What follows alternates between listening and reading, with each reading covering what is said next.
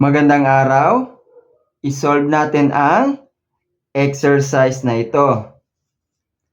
Compute how much may have to be paid for the use of each appliance in the following problems.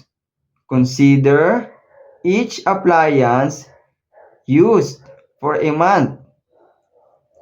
To make computation easier, dividing 3,225 peso and 4 centavos by 268 kilowatt hour, we get 12 peso and 3 centavos per kilowatt hour. Let us use this as the price per kilowatt hour. Ang gagawin natin ay i-compute kung magkano ang babayaran. At dito, meron siyang nilagay na 12 pesos at 3 centavos kada kilowatt hour. Yan ay presyo ng paggamit ng electricity.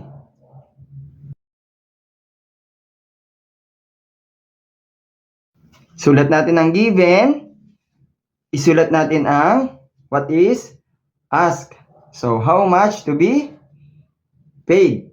So, number 2, Lynn uses a 1,000 watt hair dryer about 5 minutes a day.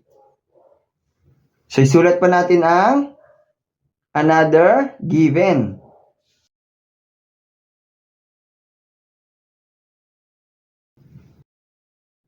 At sabi dito sa ating question, consider each appliance used for a month. So, assume natin na 30 days ang 1 month. I-solve na natin. So, ang consumption niya ay 1,000 watts, 5 minutes a day, 30 days used. I-compute natin ang consumption. 1,000 watts, 5 minutes per day, equal rin yan sa, dahil hour ang ating given, kailangan ma-transform natin ito sa hour din na unit. Para i-transform natin siya, ilang minutes ang equal sa 1 hour 60. Nasa denominator, para ma-cancel natin ang minutes. At ang 60 minutes ay equal sa 1 hour. Multiply natin. Cancel ang minutes.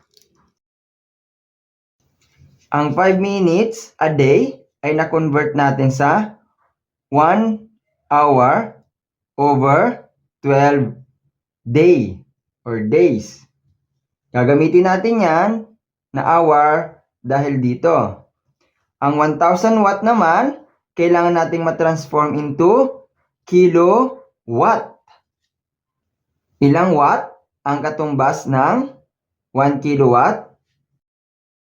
1,000 watt equal yan sa 1 kilowatt.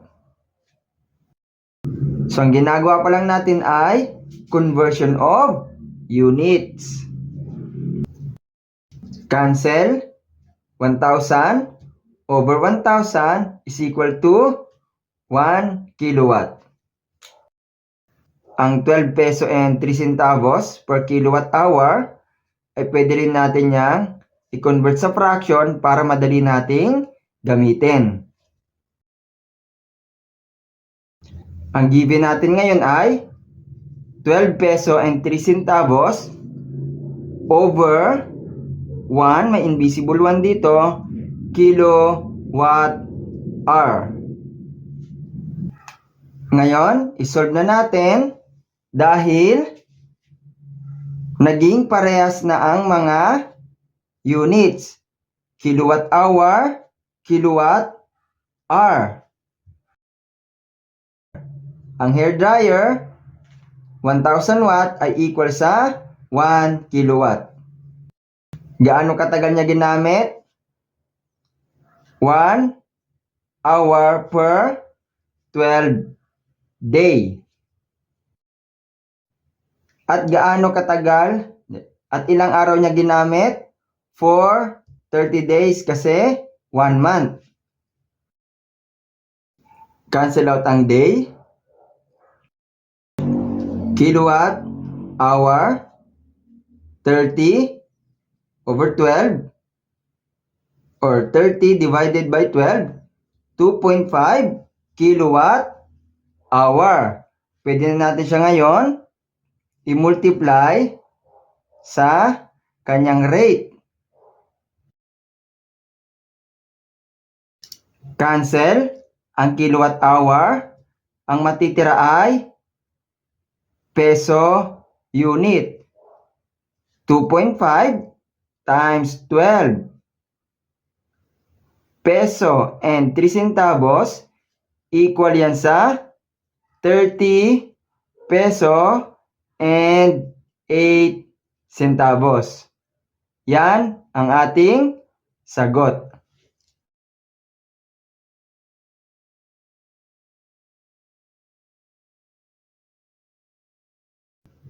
Ask, how much to be paid? So number 3, a computer unit has a 110 watt CPU and a 55 watt monitor. Pwede na natin tong isolve. Convert na natin sa kilowatt. Cancel ang watt. Ilo-lowest term ko lang muna ito. 33 kilowatt over 200 ang katumbas ng 165. Another given, 5 hours per day. At 6 days a week.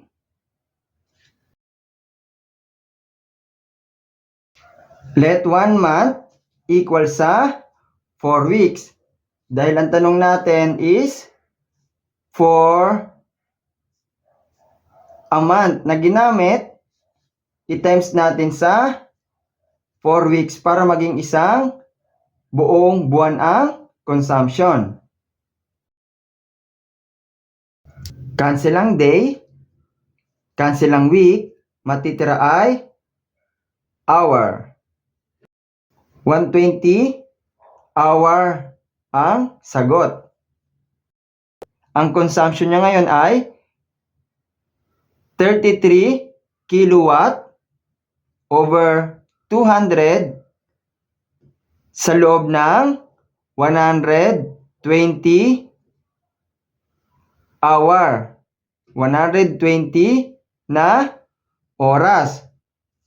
Ngayon, pwede nating i-multiply ang consumption niya para tumugma sa rate. Kaya tayo nagko-convert ng mga unit para tumugma dito sa kanyang rate. Solve na natin ang kanyang dapat bayaran. Ayan ang kanyang consumption. I-multiply natin sa rate ng paggamit ng electricity. Cancel ang kilowatt. Cancel ang hour. Ang matitirang unit ay peso. At ang sagot ay 238 peso and 19 centavo. Ito ang kanyang babayaran sa loob ng isang buwan. Para sa iba pang mga topic, basahin ang description.